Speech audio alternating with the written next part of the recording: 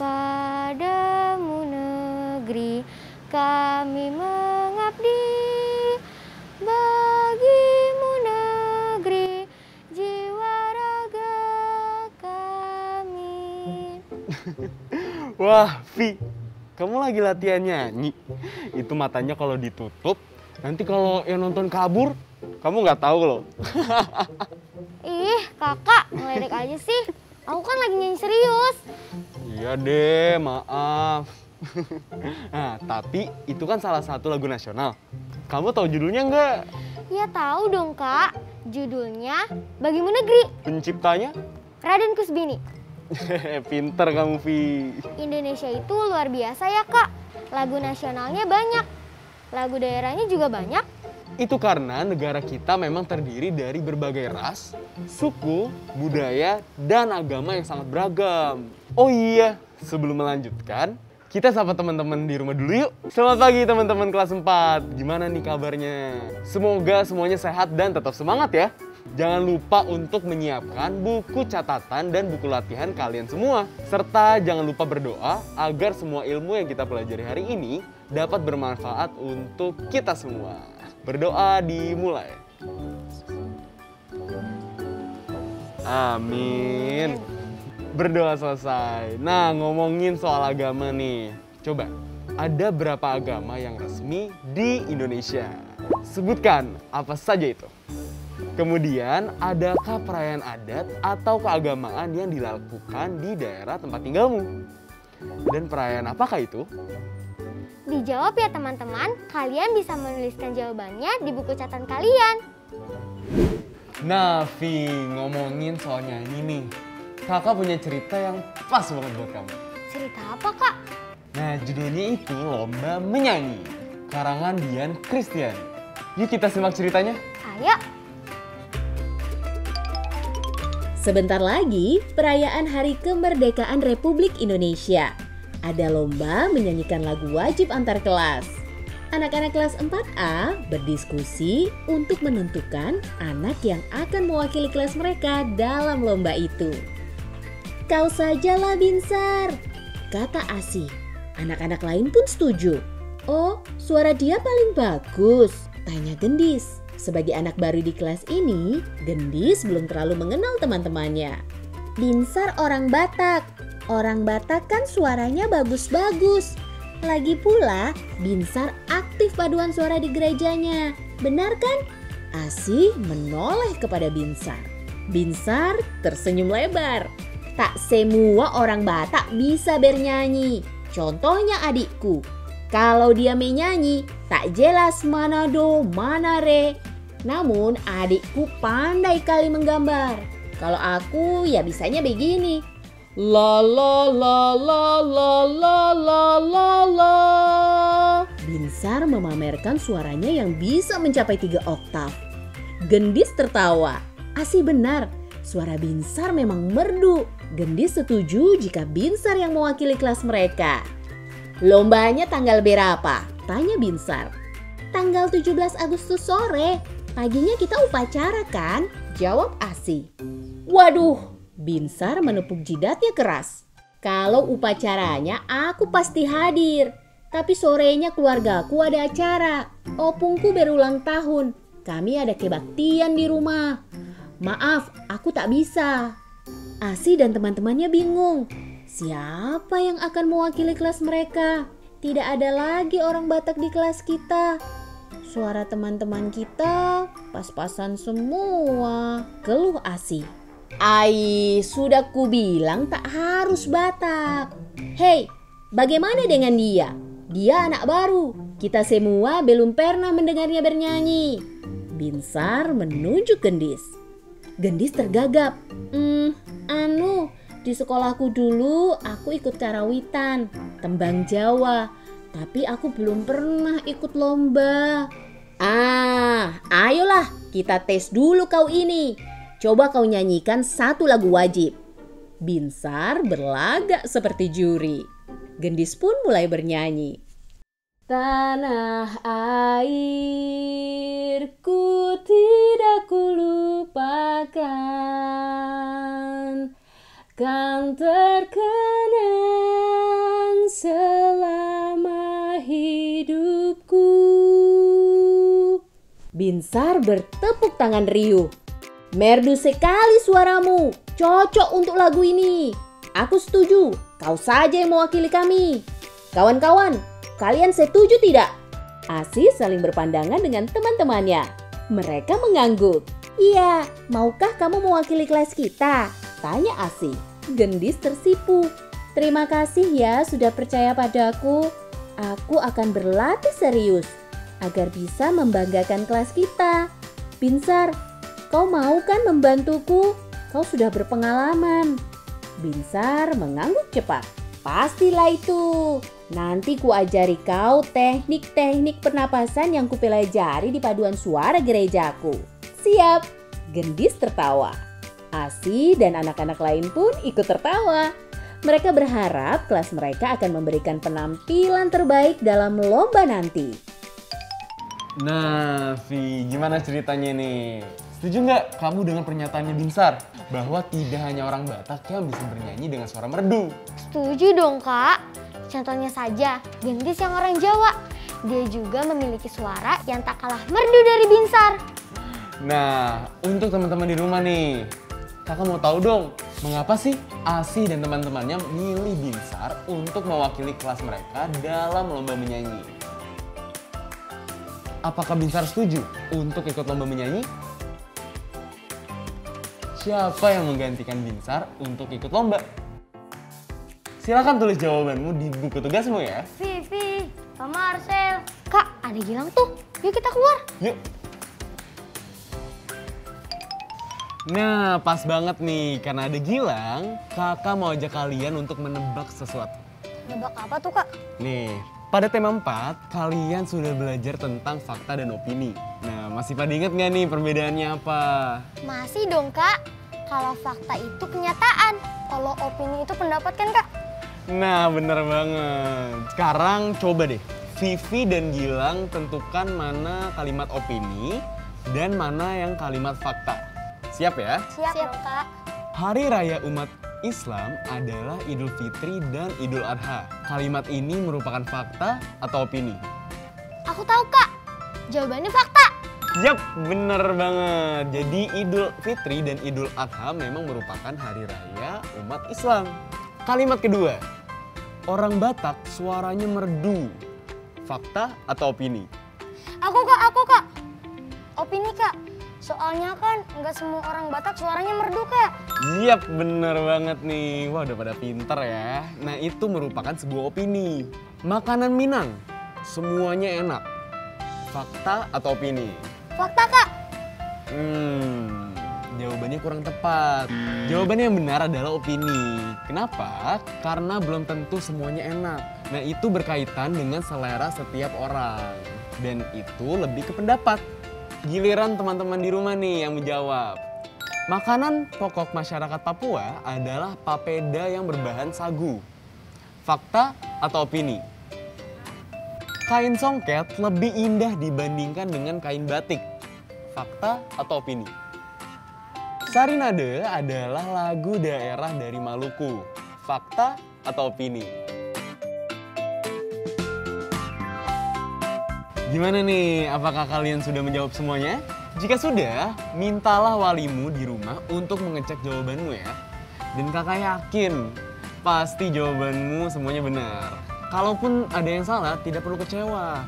Karena itu namanya proses pembelajaran yang membuat kita mengetahui mana yang benar dan mana yang salah. Jadi semangat semuanya! Kak, tadi aku baca artikel di internet. Ada kata prasangka dan stereotip. Itu sama nggak sih, Kak? Nah, itu jelas berbeda. Kita cek ya di KBBI online. Menurut KBBI atau Kamus Besar Bahasa Indonesia, prasangka adalah pendapat atau anggapan yang kurang baik mengenai sesuatu sebelum mengetahui atau menyaksikan, menyelidiki sendiri. Contohnya gimana, Kak? Nah, misalnya nih, kamu berprasangka bahwa temanmu tuh sombong karena dia tak pernah menyapamu. Terus kalau stereotip itu apa, Kak? Nah, prasangka pada suatu golongan tertentu disebut stereotip. Misalnya nih, kamu berprasangka bahwa temanmu itu yang suku Jawa itu lamban.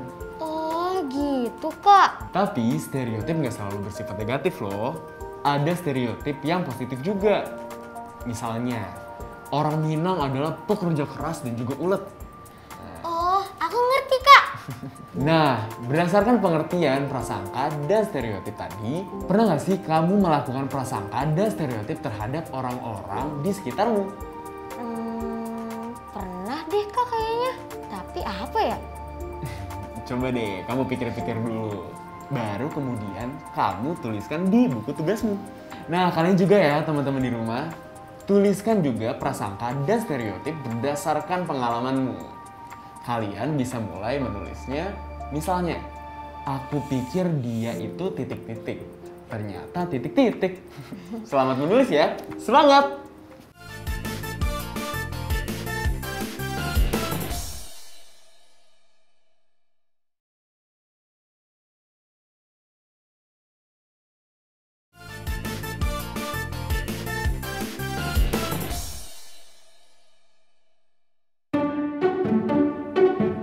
Halo teman-teman, perhatikan gambar ruang pertemuan desa ini ya. Suatu ruangan rapat pertemuan desa dengan ukuran panjang 20 meter dan lebar 15 meter dapat menampung 150 orang. Jika ruangan tersebut diperluas dengan menambah panjangnya menjadi 30 meter dan lebarnya menjadi 20 meter, tentukan kapasitas ruangan pertemuan tersebut setelah perluasan. Kemarin kita sudah menghitungnya loh. Yuk kita buka kembali buku catatan kita dan mulai menjawab. Diketahui panjang 20 meter dan lebar 15 meter. Kapasitas ruangannya adalah 150 orang. Maka untuk mencari luas gedung yang berbentuk persegi panjang adalah panjang kali lebar. Sama dengan 20 meter kali 15 meter sama dengan 300 meter persegi. Ruangan seluas 300 meter persegi dapat menampung 150 orang. Sehingga setiap 2 meter persegi bisa menampung 1 orang. Nah, bagaimana jika panjangnya menjadi 30 meter dan lebarnya 20 meter? Begini caranya teman-teman. Panjang 30 meter kali lebar 20 meter sama dengan 600 meter persegi. Jika setiap 2 meter persegi dapat menampung 1 orang, bagaimana dengan 600 meter persegi? Cara menghitungnya adalah membagi luas ruangan yang sudah diperluas dengan luas per orang, yaitu 600 meter persegi bagi 2 meter persegi sama dengan 300. Artinya, banyaknya orang yang dapat ditampung dalam ruangan yang sudah diperluas adalah 300 orang. Bagaimana? Kalian sudah paham kan teman-teman? Jangan lupa dicatat ya. Hari ini kita belajar tentang kelipatan persekutuan terkecil atau KPK. Nah, Kak Marcel punya cerita singkat nih yang berhubungan dengan kelipatan persekutuan terkecil atau KPK. Coba dong Vivi bacain ceritanya. Oke Kak, dengar dan perhatikan baik-baik ya teman-teman. Sikap toleransi terhadap keragaman dalam masyarakat sangat penting untuk dimiliki. Baik dalam keragaman agama, suku dan ras, juga sosial budaya. Salah satu bentuk sikap toleransi dalam kehidupan bermasyarakat adalah mengikuti kegiatan yang diadakan oleh lingkungan RT, RW, atau desa. Salah satu kegiatan yang diadakan di desa Siwala Panji, tempat Roy tinggal adalah ronda malam secara bergiliran. Berikut adalah jadwal ronda beberapa warga di lingkungan RT Roy. Berdasarkan jadwal ronda RT 2 RW 1 desa Siwala Panji, bulan Januari, Roy, Wahdi, dan Ketut mendapatkan jadwal ronda setiap 8 hari sekali. Erik, Wahyu, dan Novel mendapatkan jadwal ronda setiap 10 hari sekali. Roy dan Erik mendapatkan jadwal ronda bersama pada tanggal 1 Maret. Mereka ingin mengetahui jadwal ronda bersama lagi berikutnya. Untuk menentukan jadwal ronda bersama Roy dan Eric, kita dapat menggunakan konsep kelipatan persekutuan terkecil dari 8 dan 10. Kenapa 8 dan 10, Kak?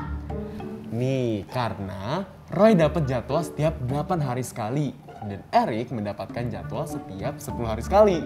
Mereka mendapat jadwal ronda bersama pada 1 Maret. Mereka ingin tahu kapan jadwal ronda bersama lagi berikutnya. Nah, disinilah kita menggunakan konsep kelipatan persekutuan terkecil dari 8 dan 10. Jadi, kita cari dulu nih kelipatan 8 dan 10. Nah, Vi, coba dong dicatat dan dikasih tahu nih ke teman-teman di rumah. Berapa saja kelipatan dari 8 dan 10? Oke, Kak.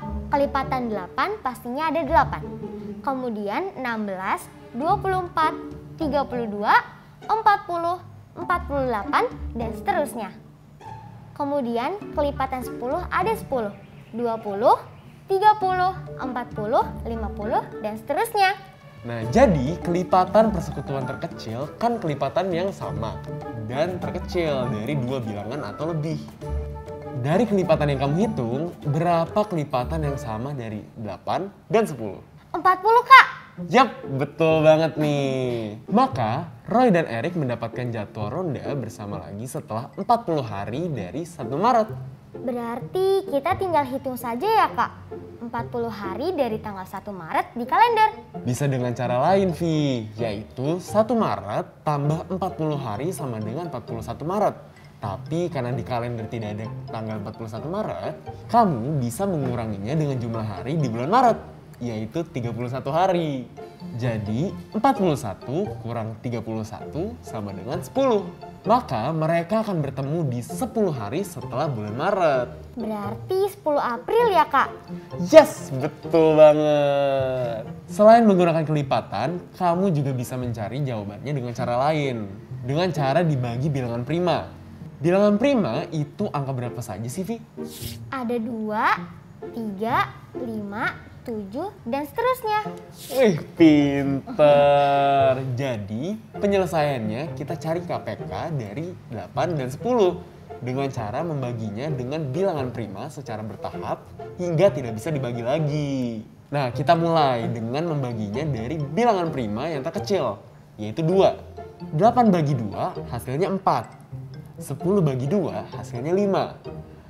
Berikutnya 4 bagi 2 sama dengan 2. 5 tidak habis dibagi 2. Jadi tetap kita tulisnya 5. Lalu 2 bagi 2 hasilnya 1.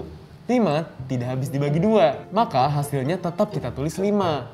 Bilangan 1 dan 5 sudah tidak habis dibagi 2. Maka kita bisa menggunakan bilangan prima berikutnya yang dapat membagi habis salah satu bilangan yang ada, yaitu 5. 1 tidak habis bagi 5, maka tetap ditulis 1.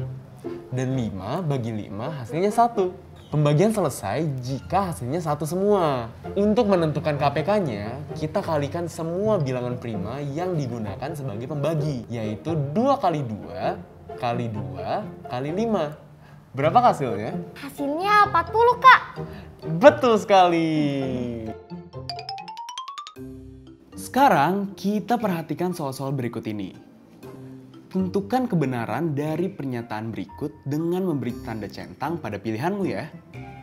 Petugas ronda pos A membunyikan kentongan setiap 20 menit sekali. Sedangkan petugas ronda pos B membunyikan kentongan setiap 25 menit sekali. Diketahui pos A dan pos B secara bersamaan membunyikan kentongan pada pukul 23.00 malam. Pernyataan pertama, petugas pos A dan pos B akan membunyikan kentongan bersamaan lagi pada pukul 00.40. Apakah kalian setuju?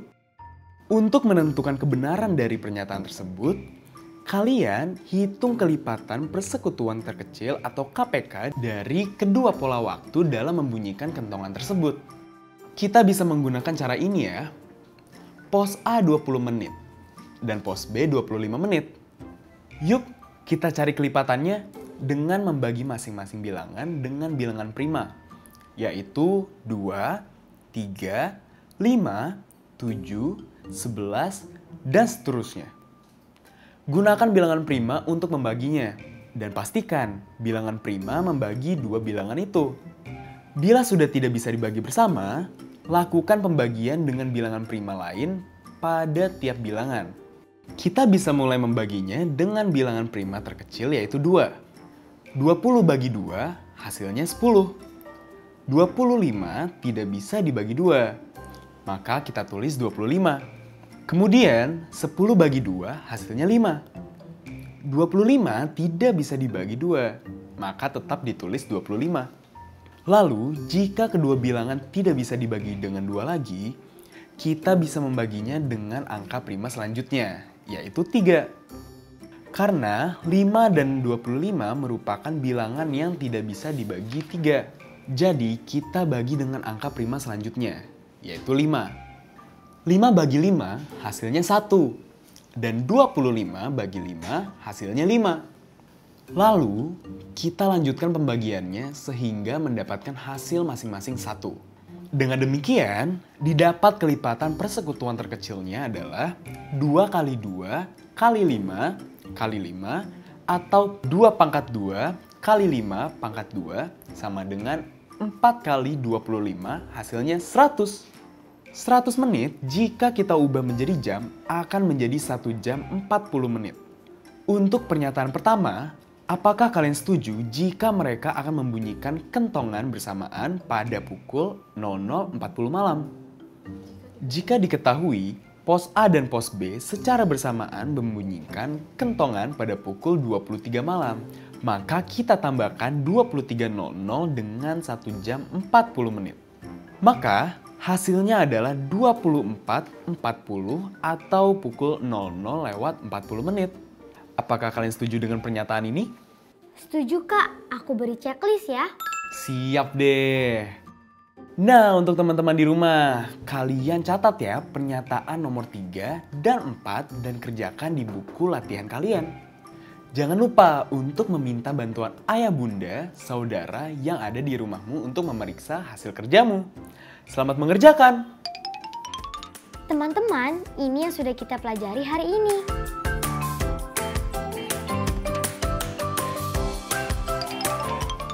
Teman-teman, waktunya kami undur diri. Jangan lupa untuk terus semangat dan terus jaga kesehatan. Selalu terapkan 5M ya teman-teman. Mencuci tangan, memakai masker, menjaga jarak, mengurangi mobilitas, dan menghindari kerumunan. Sampai jumpa besok teman-teman. Dah! Sekarang tetap belajar dari rumah ya teman-teman. Ingat, jaga jarak, rajin mencuci tangan, dan pakai masker agar kita mencegah penyebaran COVID-19. Sampai jumpa!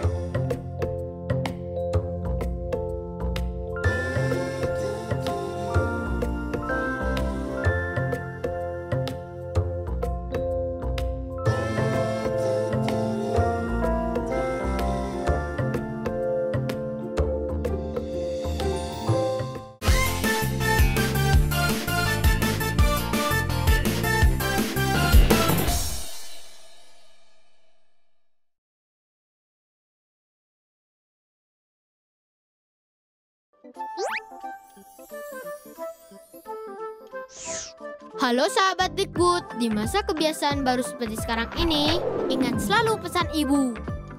Keluar rumah kalau penting saja ya nak, ingat untuk selalu 3M.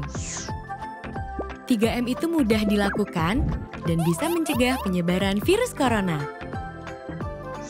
Menggunakan masker, mencuci tangan dengan sabun dan air mengalir, menjaga jarak. Sahabat Dikbud, kalau kamu sayang keluarga, jangan bawa virus ke rumah ya. Ingat pesan ibu, ingat 3M.